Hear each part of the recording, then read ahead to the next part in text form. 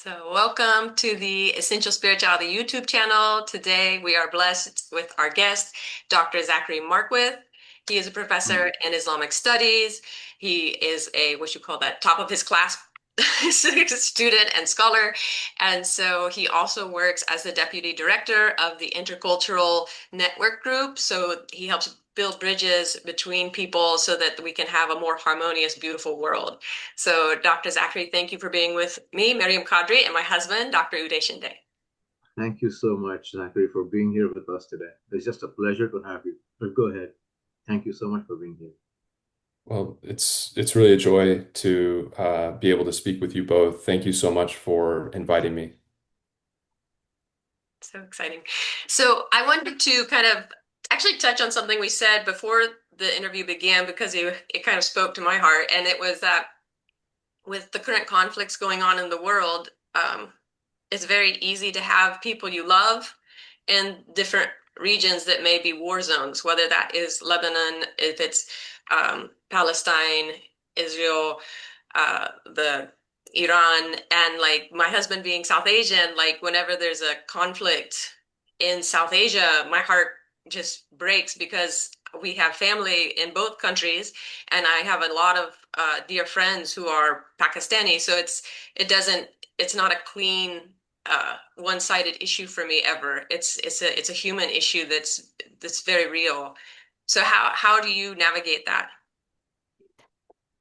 Yes. I think we have to always remember if we can, our unity as a human family and you know and also recall that's sort of rooted in the unity of our divine origin.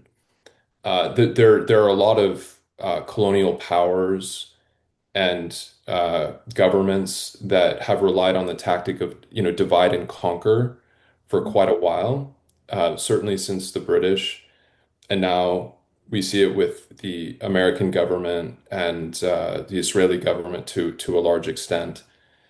And the purpose of that is to dehumanize each other, and to try to, I think, characterize us by the worst among us rather than, people who exemplify virtue, or just ordinary people, people who are teachers, doctors, drive Ubers, you know, shopkeepers, and so on.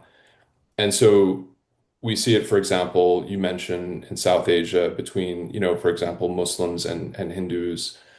Um, we've seen it in Iraq, in Syria, and elsewhere between Sunnis and Shia, Mhm. attempt to divide us and to dehumanize us. We've seen it in certainly in Palestine and Israel between Muslims and Jews and Christians and others. So I think we have to start to develop human relationships with people that we're less familiar with, Right. and also to study groups that we're less familiar with, um, and to one of my fields of study are the study of sanctity and of saints, Oh, okay. and you can find people of sanctity in all religions, all walks of life. And but it doesn't have to, we don't have to have that sort of encounter. You can just meet ordinary people and have conversations that really dispel the caricatures that we're presented with, um, in media, for example, on social media, certainly by government officials, by and we also have to ask ourselves, what does all of this division serve? And it really doesn't serve the best interests of humanity. It seems to me it serves um, the interests of weapons manufacturers, of oil companies, those who profit off of war. Um, so it's a challenge, but I think those of us who, you know, are intent about building relationships across differences, whether they're differences of nationality or religion or race or ethnicity, if we're intentional about it and we, um, try our best to see the humanity in the so-called other, I think that's a good step. But Mashallah. I don't know. I don't know what you all think. It's these aren't easy moments to get through. So if you have any insights, Uday or Maryam, I'm welcome to them. No, your thoughts are so beautiful, Zachary. They always are, and to listen to you is a pleasure. To be able to have dialogue. We were just saying this before we started this recording, was the just the idea of having thoughtful dialogue, and it doesn't necessarily have to be with saintly people. And if one is blessed enough to have that conversation with such people, it's wonderful. But even with just normal people, what we call normal people, ordinary people. And often the most beautiful, loving conversations are enough to help you see the perspective from the other side. And um, there is a story. I don't know if you're familiar with the book Autobiography of a Yogi, and you might be. It's a Yes. famous classic from the 20th century by Paramahansa Yogananda. And there's when he wrote that book, or he wrote it just about during the time of World War II, and the world was not far different from how it is today in some ways. The conflict was, of course, rampant. And during that time, it was either he writes about an incident that he has during World War One, actually, and he's a young man during that time, and young people are often much more idealistic, at least in my perspective, in my opinion. They seem to think of the world a lot, and they are often given to causes other than their own, which is Mhm. very beautiful to see in youngsters, especially in college going youngsters and so on. And Swami Yogananda writes about this incident, and he's contemplating what's happening to people in, I think, one of the beaches in, maybe it was Flanders or something like that, some crazy event where a captain of a ship or something like that in the English Channel is being shot or something of that nature. It's a very violent scene. And for some reason, as he's meditating, he takes on the consciousness of a soldier or a captain who's just landed on the beach there. Maybe it's Dunkirk, I can't remember where it is. And as he's there, there's bloodshed everywhere. And he's seeing it from the eyes of this young soldier who's being shot at and who's shooting away. And then suddenly a bullet reaches him and it finds its mark, and he's in intense agony and pain, and he's suffering the the actual pain of what the soldier is going through. And then instantly he's away from that incident and that scene, and he's back to his own room in his meditative posture, and he cannot come to terms with what just happened. And so as he meditates and continues to do so, the same thing repeats, and again he's in the same situation as a captain or as a soldier. And again, he's in agony. He's lying on the beach. He's already been shot, and he's just going through the pangs of death as such. And just as he's seeing that, his consciousness again transfers back to his own bedroom. And I read that incident, and you just spoke of people who are are saintly. And one of the characteristics of saints I've seen is this incredible ability to identify with others, not just to see things from their perspective, but this ability to actually be others. Um, there's that famous story of Abu Said, the famous Sufi, and his walking on the street, and there's a gentleman who owns a donkey who's going from the opposite side of the street, and he's beating up the donkey because the donkey won't move, stubbornly. I mean, donkeys are known to be stubborn. It refuses to move, so he keeps whacking the donkey with a stick or whatever. And as he's doing that, the Abu Sayyid, as he's passing by, starts crying out in pain. And the more he hits the donkey, the more Abu Sayyid on the other side of the street is screaming out in pain. And people are like, what's wrong with you? Soon the crowd gathers and they're like, what's the matter with you? What's with the pain and what's happened to you? And he's like, stop hitting that donkey because I cannot take that pain anymore. Mm. And they're like, well, the donkey doesn't belong to you, it belongs to him. And it's like, yes, but I'm identified with all creatures. And so they're like, whatever, this is just some kind of a show that you're putting on. And he lifts up his jabba, he lifts up his shirt, and on his back are the welts of the beating. And folks realize that he is not so far from what he's saying. And so that is again, that is possible for us as human beings. And maybe it's not very common in our world today. But I think that all of us are endowed to whatever extent with that ability. And the more we cultivate our own inner feeling, for lack of better words, the inner state, the inner feeling, the more, especially to contemplative practices that are given to love and to devotion. There is the Buddhist compassion meditation as well, that allows us to get connected to the other. And that connection is very true. It's very real. Even at a physical level, it is very real. And when humanity, I think reaches a critical mass where people can start feeling to whatever extent the other more than just thinking about the other in a perhaps a more deeper consciousness, these kinds of things will tend to subside. And I feel that we are not too far away from that moment, inshallah ta'ala. But because the past doesn't go away, our old habits don't go away as a human, as a species, these things kind of, are manifesting now. And I think this is their last breath. The flame is brightest before it's extinguished as such. And I think this is the last hurrah of the previous gone by animalistic humanity, the nature of humanity. I think it's going to subside sooner or later. And maybe that's just the eternal optimist in me speaking. But for whatever reason, I feel that way. These are profound stories that you shared. What immediately comes to mind is a poem by a great Vietnamese Zen Buddhist Thich Nhat Hanh called "Call Me by My True Names," where he identifies not only with someone who may be suffering, but the perpetrator, and sort of understanding that we have these two tendencies within us, and we have to try to show compassion not only for the other, but for ourselves.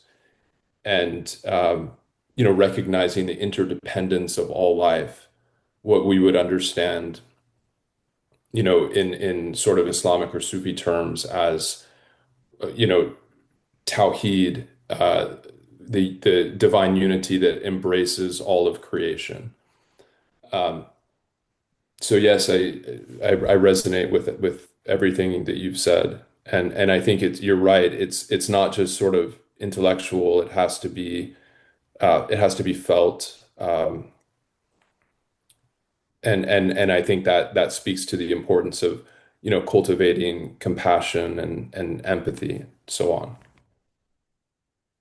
I Yeah, really, really love what both of you are saying. Like the poem by Thich Nhat Hanh, and then what Uday's just shared in the stories, because recently I wrote a piece, "Make Iran Great Again" with a question mark, and I share it publicly. But I have friends that are in the military, very, very close friends, and one identifies as a Republican and the other as Democrat. But because they're in the military, they're on that side of the war, you could say. Not that they promote or support all wars, but they have a duty, the responsibility to the U.S. military first, And so one shared with me that they were nervous to open it because they have their own background and perspective. Um, and because he and I have been having this ongoing exchange, um, he was also hesitant.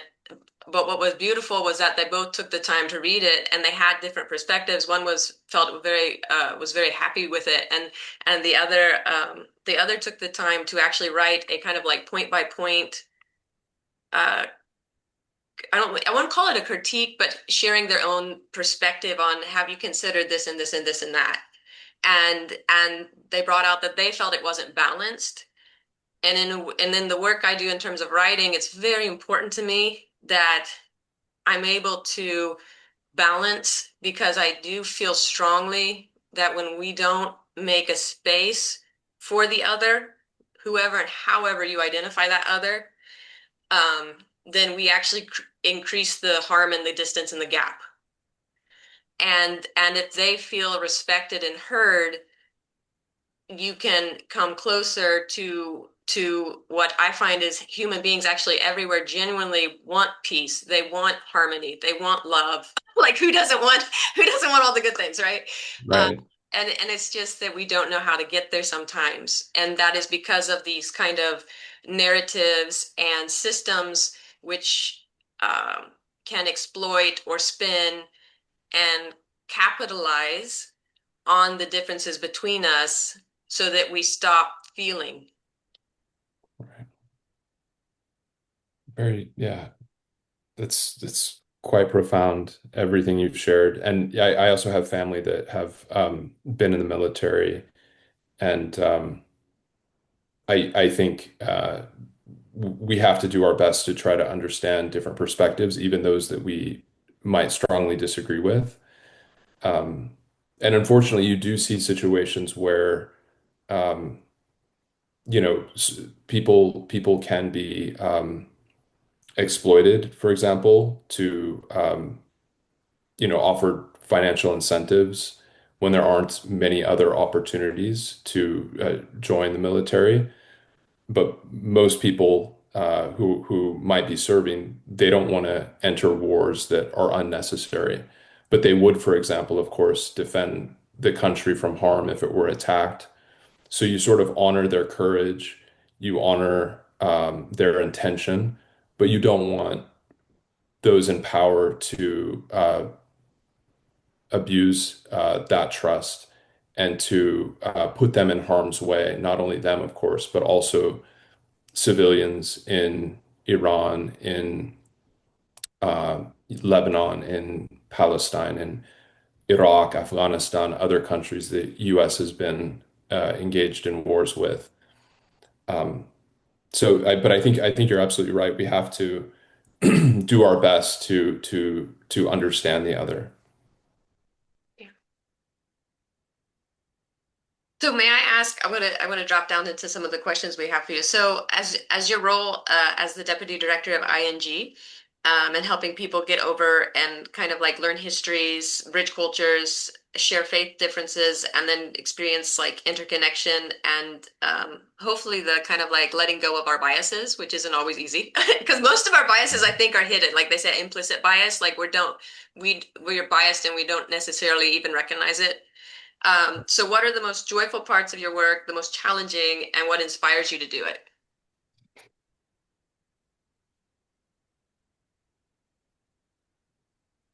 These are great questions. So I think I really appreciate being on a panel with people of different faiths or ethnicities. And so we have interreligious panels with Muslim, Christian, Jewish, Buddhist, and Hindu speakers. And then we have interethnic panels to counter bigotry with African American speakers, Indigenous, Latino, Asian, Jewish, and Muslim. And over the past 2 years, we've been doing quite a few panels with just Muslim and Jewish speakers, which has been incredibly challenging because a number of our institutions aren't really prepared to have conversations about religion, but it was thrust on, of course, not only people abroad in tragic and horrific ways in Palestine and Israel, but also here in the US just in our day-to-day interactions in universities, in corporations, and other institutions, we haven't really been prepared to speak about religion at all. And then when you throw in, there's all of this turmoil about how are we going to discuss, you know, what's going on in the Middle East. And so, what's been gratifying the most is seeing Muslim and Jewish speakers come together to say, hey, um, we support one another. We don't want to see civilians killed in Gaza or in Israel, and we don't want to see people who are rightfully upset, especially about the, you know, tens of thousands of people who've been killed in Gaza and displaced, as well as the over 1,000 people killed in Israel. We don't want to see uh, the, people who are rightfully outraged about those deaths take out that outrage on people here in the US. So, for example, we don't want to see our kids being bullied if they're Muslim, Arab, Palestinian, or Jewish. We don't want to see anyone in corporations silenced or in the worst case examples fired Mm. because a company or another institution might have a one-sided policy about supporting one side or another. So these speakers come together, they describe, the diversity of, for example, Muslims, Arabs, Palestinians, the diversity of the Jewish community. They discuss, what are Islamophobia, anti-Arab and anti-Palestinian bias, what is anti-Semitism, and how can we counter this together? Because one of the things you learn from doing this work is that if any community is being targeted, it doesn't matter who they are. Let's take another example. The Asian American community was targeted during COVID, Mm. disproportionately, especially people from, China and Korea and Japan. And so, if that community is being targeted, and it's often coming from uh, national figures who have scapegoated the community by, for example, calling COVID the China virus. These, and unfortunately, I just have to be frank, white nationalists are going to target anyone, including the Muslim community, including the Jewish community, including the Black community, the Latino community, often around immigration. So, it's important to do this work together, and and it's gratifying when audiences see that, we're not at odds with one another, and we can reach common ground, and we don't always agree, but we can reach common ground, and I think help to build the kind of discourse that you know where peace not only here but abroad is possible. Definitely. And I love that. Um, and what does that sound like when the Muslim and the Jewish panel, when they're in agreement and they're like, this is how we heal or how we help? What do they actually like concrete proposals or things they say that does the work? Like what do they find constructive for that? Yeah, so the first thing that I'll note is that we don't educate on the conflict itself. Interesting. Uh, there are other organizations that do that. Uh-huh. We discuss, the diversity of, for example, Muslim and Jewish Americans, um, the history and stereotypes and tropes around Islamophobia and anti-Semitism, and then how to counter it. So, you know, one thing we point out, for example, is that a lot of the tropes have common origins. So I don't know if either of you have heard of the Great Replacement theory. No, I have not. Mm. This comes out of France in the 20th century, and then it sort of revived about 15 years ago, and by a specific thinker, anti-Semitic Islamophobic thinker, and he posits the idea that um, white people and Christians are being replaced in Europe Mm. by a global elite who want to replace them with immigrants. And by global elite, he specifically meant the Jewish community, and by immigrants, he specifically meant North Africans and people from the Middle East. Mm. And so this created tremendous anxiety among many Europeans. It contributed to Brexit. It contributed to the rise of the far right. It was manipulated on social media algorithms. And then it comes across the Atlantic to the US, where it's picked up by white nationalists here, including people in the current administration, including by media pundits, as well as by some uh, white nationalists who have targeted other communities in hate crimes. So a lot of the shootings are related to this theory, not only against the Jewish community and the Muslim community, but also the Buffalo shooting that we saw against the predominantly African American people in New York, some of the shootings that have targeted the Latino community, and the general anxiety around immigration. So when we make this connection that we're all being targeted, um, people start to realize we're in this together. And then further, when people see that the Muslim speaker is genuinely concerned about reducing anti-Semitism, the Jewish speakers genuinely concerned about the impact of Islamophobia. Neither of them want to see civilians hurt abroad. Certainly don't want to see people harmed here. Right. They're sort of surprised that they work together so well. And I should note that this model was founded by and developed by the founder and executive director at ING, Maha El-Junaidi, who I work closely with. And I think it's helpful, and it's not the only thing that needs to be done, but it's one thing that we can do. Well, that is fantastic because it sounds like you that system, that model humanizes. It focuses on everyone's humanity, and Yeah, then at the same time, by kind of avoiding the historical or current conflict, not saying you don't touch on it, but you let that kind of like let others address that because that's where people kind of get into their positions. And then once we get into our position, we're not really as open. We're like, right. I'm up to defend. And then so by kind of acknowledging that this conversation is coming out of this conflict, but we're going to allow that to be discussed at another time by others. But what we want to discuss is how that the conflict is impacting us.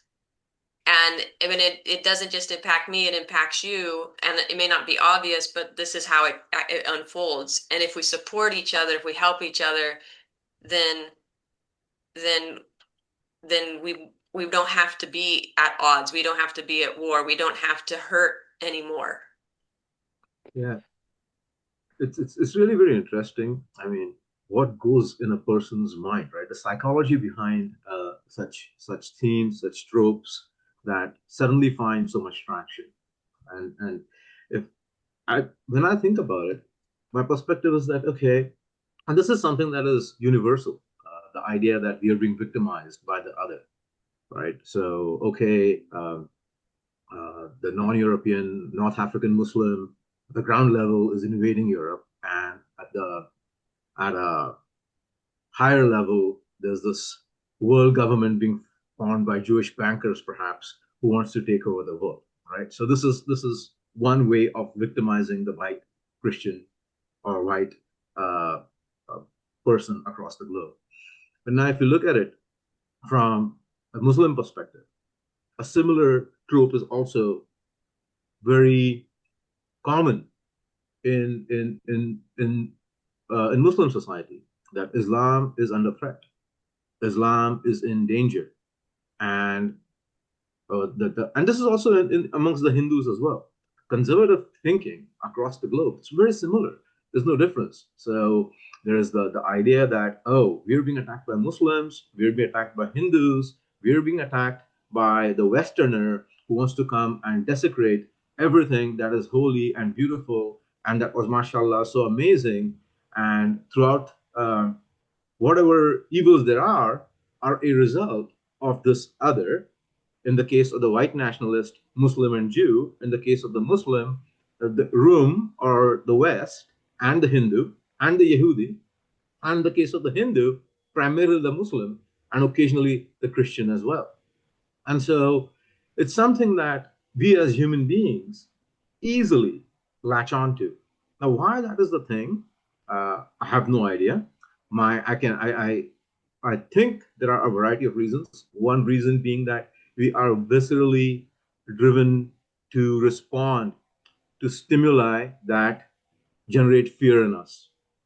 Maybe that comes from being uh, cavemen and with a general lack of resources and constant conflict to have access to resources. But there is a visceral reaction in us towards something that we feel threatened by. And leaders who are especially clever are able to utilize that. And they've done this throughout history. They're able to utilize that instinct by making people as vulnerable as possible, right? So such tropes are often promoted in, unfortunately, in religious environments, whether it is some kind of a religious gathering somewhere, whether it is in a church, whether it is in religious circles. The idea is, oh, the other is coming to get me. And the real danger there comes from, I feel, the power of religion at a personal level to put us in these states of heightened perception, but a lot of suggestibility. We're they through, for example, if you're in a prayerful state or if you're in a meditative state, your mind is very calm. What I think the brain is in whatever theta or theta or alpha dominant states.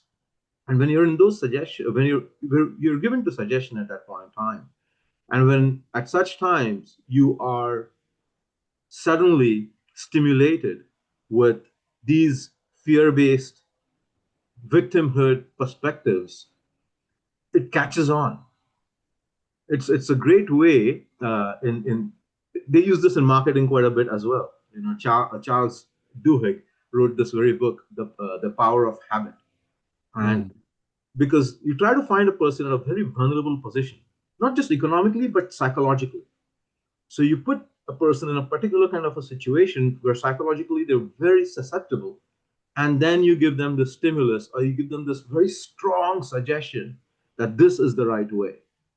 And it's very easy for folks to make decisions in that particular direction, whether it is buying a particular product, whether it is changing your consumer behavior, or whether it is demonizing the other, or supporting movements that do that.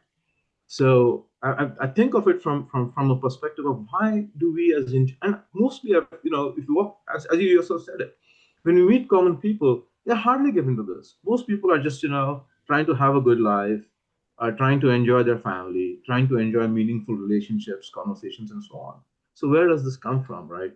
And I have a feeling that it's not just the political leadership, but it's also the religious leadership. And I can see the foresight of the American forefathers when they went ahead and created a separation between church and state. It was a great achievement, truly. And unfortunately, I think in the last few decades, this there has been a blurring of that in the West, and in the East, there never truly was a separation between church and state. And so the world is still coming to sort of a to grips with this kind of a situation. But inshallah, by God's grace, I think we'll overcome this as a species. I just don't see these kinds of issues persisting for too long. uh, there have been experiments that have been done in the past, such as those by the TM movement. There was a wonderful paper once that was published in the Journal of Conflict Studies, where a small section of people get in a very coherent state of meditation with a particular intention. And that intention in those days was during the Intifada that was happening in the Middle East. And they found that just through sheer intentionality, uh, over a distance, there was a reduction in in the violence between the Palestine and Israel. I think this was in the late 70s or early 80s, and it caused quite a bit of furor because the Journal of Conflict Studies, I think, is a very highly rated journal. But nevertheless, that was replicated across different areas. So I think in one more thing that perhaps as human beings, what we are doing, get together and then focus on a beautiful intention, and when two or three meet in his name, as they say, he's always present, inshallah. Mm. So just some wild thoughts, but go ahead. Oh, those are profound. I appreciate everything you've said, and yeah, I think we see among certain world leaders a tacit or a formal agreement to support their own and other forms of religious and ethnic nationalism around the globe. Right. So, for example, in the US and certain parts of Europe, white Christian nationalism, and in Israel, you see, Jewish nationalism. In India, of course, Modi's government and Hindutva nationalism. In Myanmar, there's Buddhist nationalism, and in some Muslim countries, and certainly in Iran and Saudi Arabia and so on. Um, so it is a problem, and there often is this agreement that we'll let you persecute your minorities if you let us persecute ours. We're sort of in charge of our own sphere of influence. Mhm. And I think as human beings, we have to learn to adapt to pluralism Mm. in a variety of ways, not just religious and ethnic, but in many other ways. But um, and that means, coming to know one another, coming to appreciate one another. And it's really more than tolerance. I think from a Sufi perspective, certainly from Ibn Arabi's perspective, the diversity in creation is not accidental. It's not something that we simply come to tolerate, but everything that manifests in the world is showing us a different aspect of the divine or of the divine names.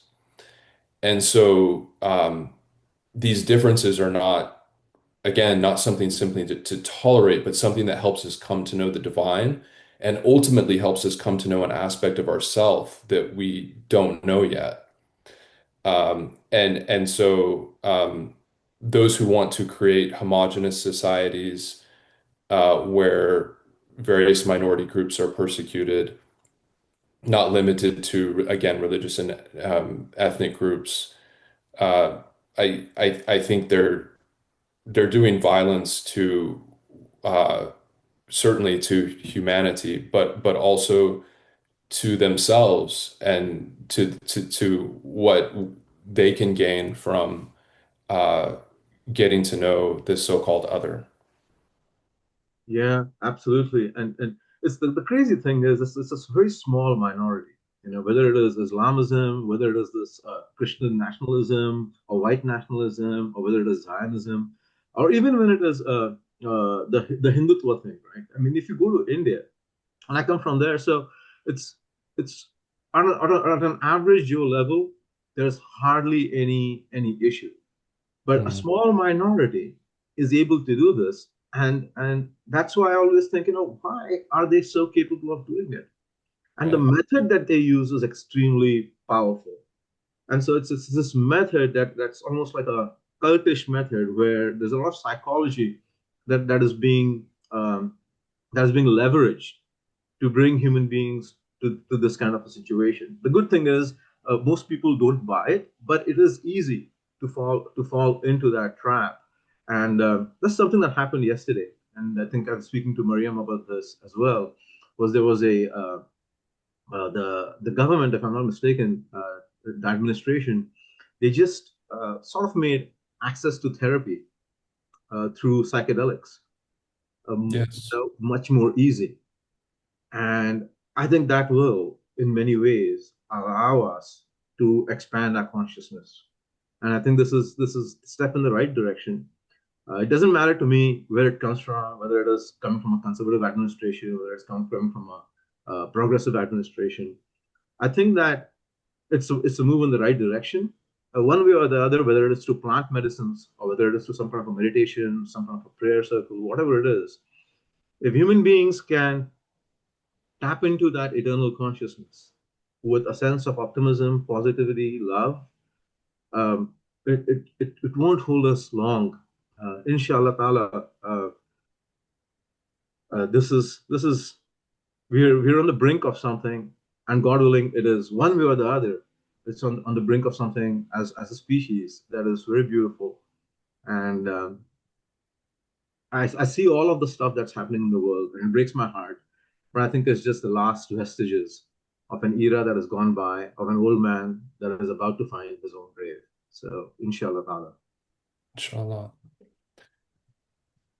I appreciate your focus on the solutions, and I certainly agree and have seen, in addition to sort of prayer and meditation, I've seen studies around how entheogens, how psychedelics have assisted people who've gone through PTSD.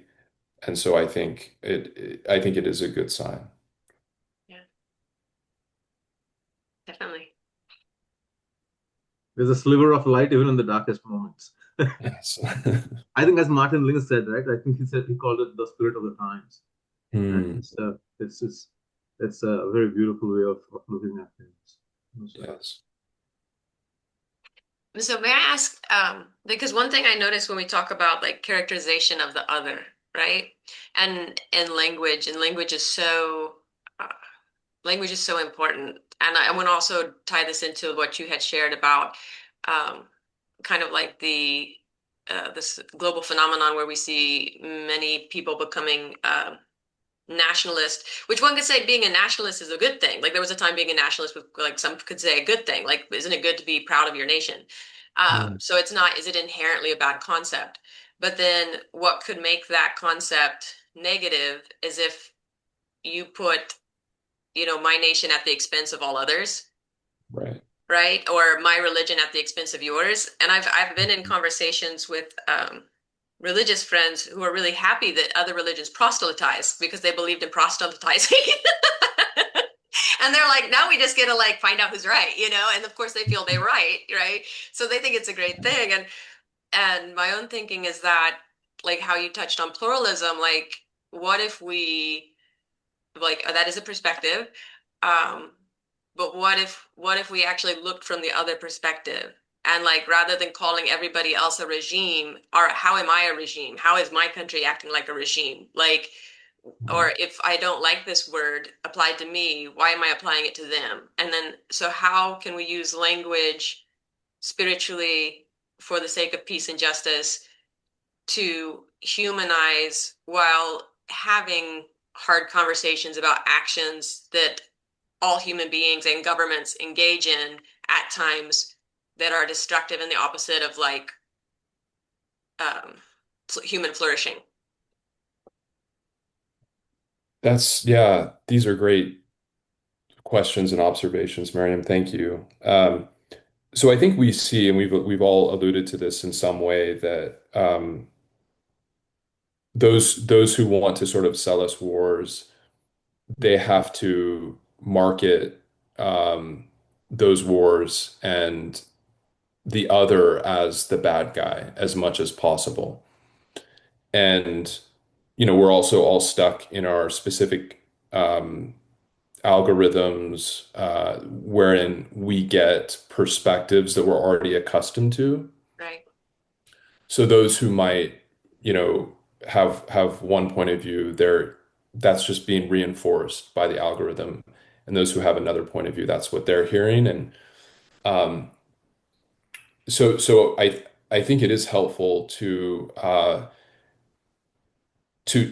try one's best to be self-critical at times. And that's sort of a one of the ways that we can develop is to be harder on ourselves than we are on the other. Wow. And both microcosmically, like as a person, but then also applied to our specific religious or national communities, Right. right? Are we always pointing the finger at the other nation and their faults, or are we looking at our own? And if everyone did that, if everyone looked at themselves and their own religious community and their own nation and tried to improve it and were harder on themselves than they were on the other, I think we would be living in a better world. And another sort of story comes to mind around dehumanization. One of the most curious stories in the Quran is, from my point of view, the story of the angels being asked to bow before Adam. And, it's in various places. It's in Surah Al-Baqarah, for example. And God asks all of the angels to bow before Adam. And this is before the separation of Adam and Eve, so we can understand it as this sort of primordial uh, androgynous at being Adam, Eve together. And so all of the angels are asked to bow before Adam and Eve, and they have their reservations, but they do, with the exception of Iblis or Satan. And he sees himself as being superior, created from fire, whereas Adam's created from earth. And what he doesn't perceive from Sufi perspective is that um, that Adam and Eve are also created from light, from the breath of God. And so I think this story is archetypal. It's certainly can be applied beyond, the text, because every human being, just simply from the Torah, we understand that everyone's created in the image of God. So everyone is deserving of respect, of veneration. Um, and there's a tendency in us to want that for ourselves, but not to give that to someone else. And I think we're seeing that played out on a global scale. We certainly see it among individuals where, we want to be respected, we want to be venerated, but we don't want to extend that respect and veneration to someone else. So the battle, we sort of understand that everyone's a sacred being created in the image of God, like Adam and Eve, but the battle is really between whether or not we're going to take the tendency of the angels to respect and honor one another, or the tendency of Shaitan and the devil to um, say, I'm better than him or her. Why would I do that? And I think we see the perfect um, solution in among, many Hindus, for example, where there's the greeting Namaste, right? Which I think maybe Uday can help me more, but it's, I think, loosely translated. I've seen it translated as, sort of I honor the light in you, and the other person honors the light in in them. And so, um, can we get beyond this, again, sort of desire, will to uh, be praised, but not be able to extend that to the other? Right. No, I like that a lot because I was a couple days ago I was reading the Quran with one of my groups, and it's so it's the story where Moses alayhi salam and Aaron alayhi salam are getting ready to speak to the Pharaoh. And the Pharaoh, of course, there's no greater arch enemy in the world, no greater villain than the Pharaoh. And Allah subhanahu wa ta'ala says to them, like, speak gently. You can even speak kindly, speak gently, speak sweetly when you address the Pharaoh. And I was like, whoa, like subhanAllah, like look at that. Because you wouldn't think this person deserves respect. Because look at how this person treats human beings. Like they'll just take a life if they want. They've oppressed their people severely, horribly. Um, and yet God is saying, honor and respect this person. And I just found that profound because of what you're sharing is that because who doesn't ultimately, like in Namaste, like I recognize the divinity within you. Like if we're all a miniature of God, if we're all created in his image, if we're all carrying that light, Hmm. then if we can look through the veils and see the light, we have a greater chance of reaching the light, to see the light and to be touched by the light and to let the other person's light shine. Um, and and then they make a duo. I don't know if they make a duo at that moment, but they say to God, they kind of like, God, what are you saying? Because they're afraid, not for themselves, but for their people, because they're like, he's not going, even if we speak in the best and most beautiful way, he's not going to be receptive. But God doesn't tell them that's an acceptable excuse. Go ahead. But what God does tell them is you're responsible for doing what's right, because we believe that the prophets were sent to guide. So, and they can't guide if they're showing us a path that's um, harmful, even to our enemy, or the person we perceive as the enemy. Yeah. Yeah, this is profound and it's very difficult. Like it's difficult for me, but I think everything that you're saying is true.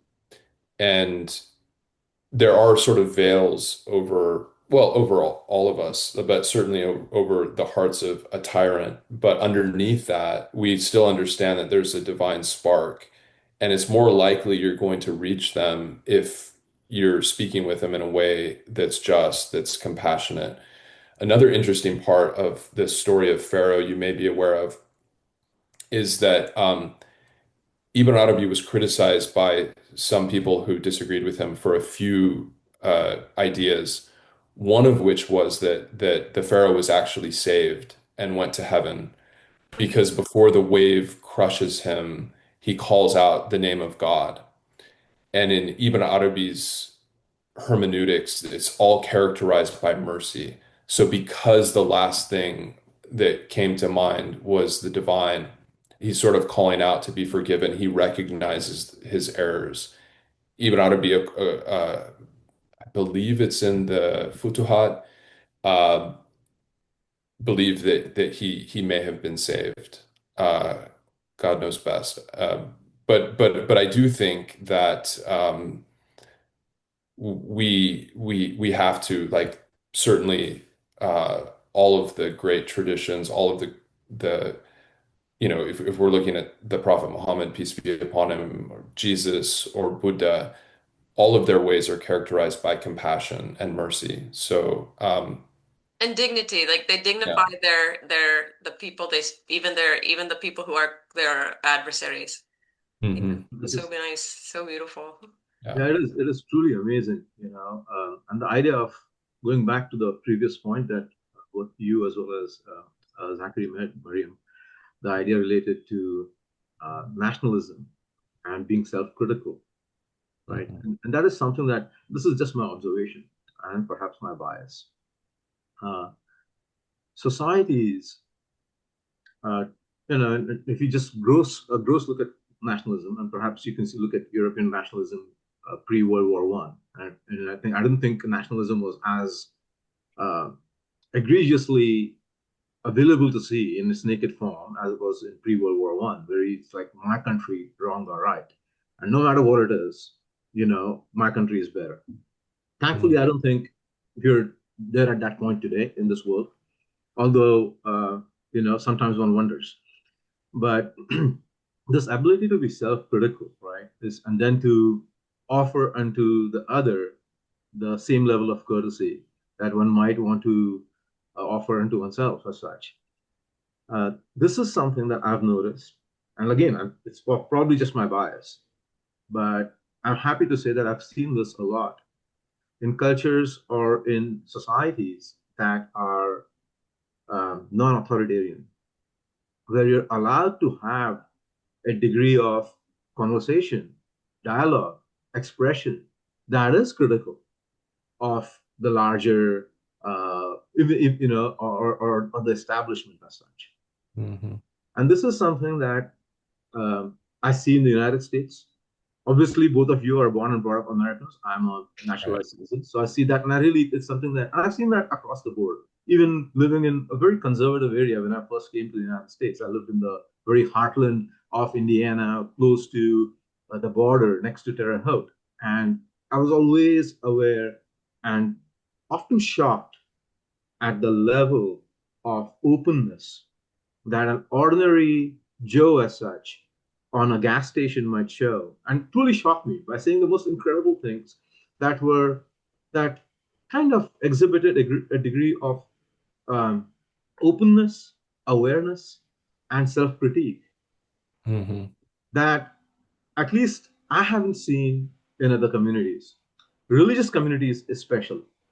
Um, and I still see that. In fact, it's much more organized today and much more visible, maybe perhaps due to the media and social media that we have today than in the past.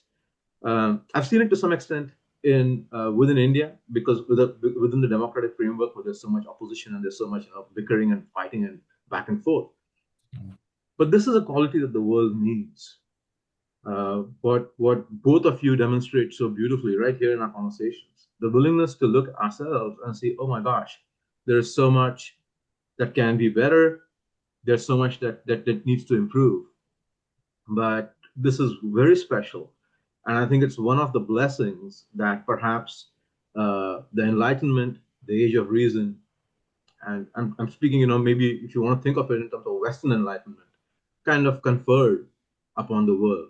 And I think my mentor used to say that sometimes God gets good things done unwittingly, even from the villains. And so they're put to good use. There's a saying in India, you need a thorn to take out a thorn in case you step on a thorn and you need a sharp instrument to get it out, right? So when I look at this kind of a situation where um, there is obviously a, a kind of a very egregiously thorny issue, but often the way out is paved through the villains or villainy, right? So the age of enlightenment dawns upon humanity. It dawns perhaps whatever through Renaissance and so on and so forth, to the Reformation. And you can criticize it all you want. And then there is this self critique that comes about, which results in a separation of the state and the church, which is fantastic. But then you have, on the very next moment, you have this widespread colonialism. And what I was trying to say is colonialism was, in many ways, the darkest chapter in recent times in human history. It really was. And we still suffer, I think. All of these conflicts that we see are actually, in some one way or the other, embedded in that colonial imperialism that we saw in the 19th century, whether it's Israel and Palestine, or whether it's even Iran, or whether it's India, Pakistan, the whole place.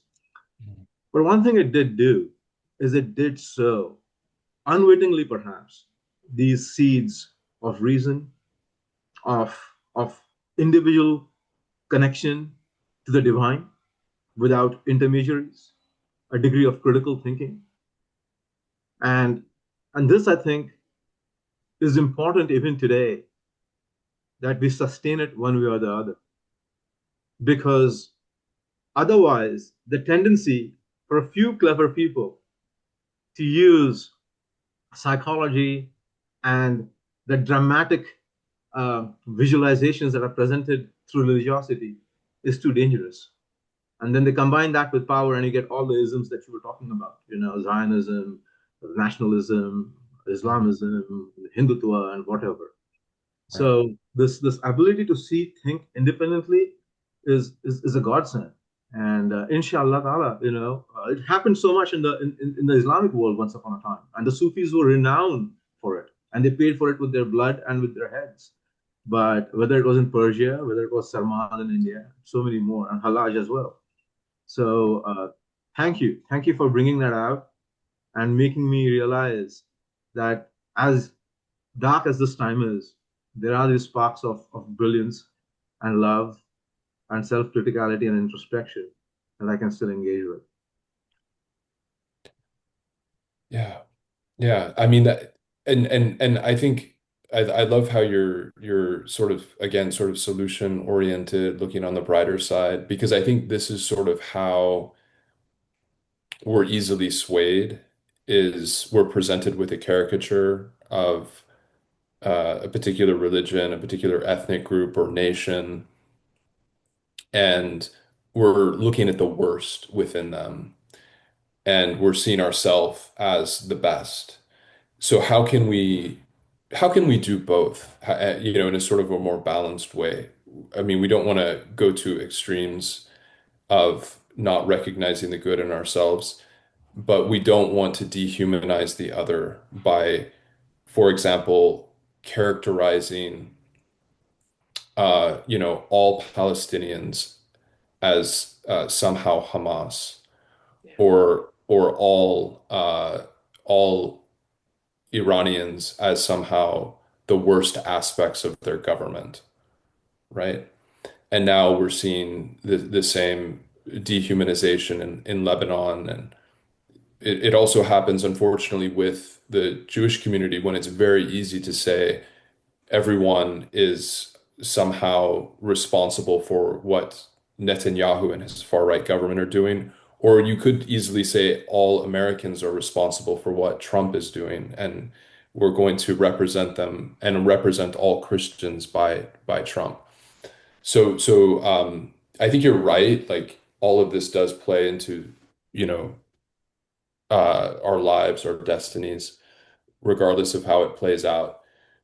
But is it possible to begin to see the best in one another? When I think of India, I am constantly turning back to, of course, the classics like the Upanishads and the Bhagavad Gita, but also more contemporary figures, Sri Ramakrishna, Sri Ramana Maharshi, um, the connection between, for example, Abdul Ghaffar Khan and Mm. Gandhi, to mobilize Muslims and Hindus to nonviolently resist British colonialism.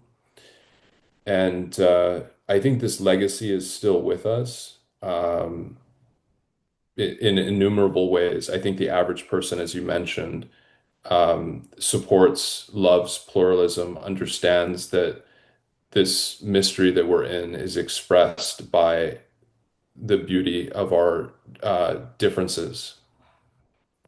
Oh, that is so beautifully put. The mystery that we live in is expressed through our differences. It's it's really it, and the ability to be able to embrace those differences allows us to really enjoy that mystery. Mm. It would be such a horrible world if everything was of the same color. It should just be so dull. So Yes. thank you. Those are beautiful words. And again, I see. I mean, sometimes I'm an American, but I still have a very strong Indian tendency to me. And when I come here, because both it's like being raised by two mothers, as Krishna was in the Indian perspective, right? He had two mothers, Mm. and one was his biological mother, and one was the mother who took care of him. And India is like my biological mother, and the United States is like the mother who adopted me, and even if she didn't bear me, she certainly nourished me and gave me everything that I have. So I look at all of you and the amazing work that you do, and I just cannot help but see so much. Uh, I just can't be help being such an optimist. I'm an Mm. optimist thanks largely to you folks. I feel that way Well, about you, Uday. Like when I met Uday, I want to say this about him because he's very adorable. But like when I met him, he would tell me these Indian stories that for almost shock value, but to see if I could handle being married to him, and because his life was so different from the place I grew up in, mm. and and I remember he would. But one thing I told, but I also had my own kind of criteria. And I really only had one criteria, and that was like I need someone to allow me complete spiritual freedom to be myself. Mm. And because I didn't know who I was or what I wanted, and I just knew that I needed to be able to be myself and explore. And he had no he was not controlling and had no issues whatsoever. And he was like the fact you're seeking is sufficient. And I won't relate the funny stories he told me because some of them would be quite controversial and might shock people, but they were excellent because I was entering into like a paradigm shift, like a worldview shift. Because since we've been married, I've spent almost 20 years in a joint family in like a South Asian bubble. And so culturally, I have people who don't even realize I'm American anymore in America. Even my native state where I'm living now is again been born in. People don't realize I'm from here, which is an interesting. It's always been comical to me and interesting, but I think that's because of the level of integration. Uh, Mm. and so I appreciate that very much about you, Uday, and Zachary. Since you've entered our lives, you've been a joy in every way, but especially your work and your posting, and then what these conversations are to us is deeply moving and The profound. And conversations, the perspectives, yeah, you it's know, just it's just beautiful. It's beautiful. So we both, Uday and I both want to thank you for being with us today. And as a closing thought or reflection, would you be willing to share one book you think is really beneficial, one film, and one song? Oh boy. One book. One book. So one book, I think for a general audience, I and it's very deep. I don't mean to suggest it's not, but by our mutual friend Omid Safi, his book Mhm. Radical Love, Yeah, which is a collection of Islamic and Sufi poetry. And it's so beautifully crafted because it discusses different aspects of love, love with the divine, love with the prophets, love with one's human beloved, and love with the community. And he sort of shows that this is all one love, right? Like Islam and I think all religions, but certainly in Sufism, there's really this doctrine of one love to borrow from, Bob Marley. It's sort of understood that there's a unity and gradation of love, that all love comes from the divine, and what we experience in our hearts and between one another, with human beings, but also with all of creation. It's all connected, and this is really how I think we experience unity through this radical love. He uses the term ishq, but it's also expressed through hub, um, and other Arabic and Persian terms. In any case, radical love. One film, good question. One film. So it's been a while. Since I've watched too much cinema. Um, you'll have to get back to me on that. and any songs. Yeah. I feel like I've been listening to a lot of music. Um, yeah, there's one of my favorites. Let me find the title. Mhm. It's it's someone who rewrites the story of Icarus. And right, the boy who with his father wanted to fly to the sun. Right. And he sort of tells it through his own lens. And it's a sort of folk Americana song. So, but I need to find it for you. Okay. Fantastic. that sounds amazing. A Yeah, Greek tale expressed through a folk theme or a folk music. That's very interesting. right. Yeah, if I can only find you the title. Okay, yeah. So his name is Vincent Lima, Okay. and it's called Fair to You. Fair to you. That sounds Yeah, beautiful. I love, yeah, Well, thank you so much, Zachary. It is really a joy and a pleasure. And this conversation, I'm really glad that we touched on and spoke of current events and related it to spirituality and social justice and peace, because it is really important in the world we're living in today. Yeah, thank you all. And, my best wishes, prayers, love to you both, to your family, to everyone who is in harm's way abroad in Iran, in Lebanon, in Palestine, in Israel. We pray for better days ahead, including for ourselves here in the Amen. US, inshallah. Amen. Amin, Amin, Amen. Amin. Thank you so much, Zachary. That was beautiful. Thank you. A compassionate scholar is rare to find.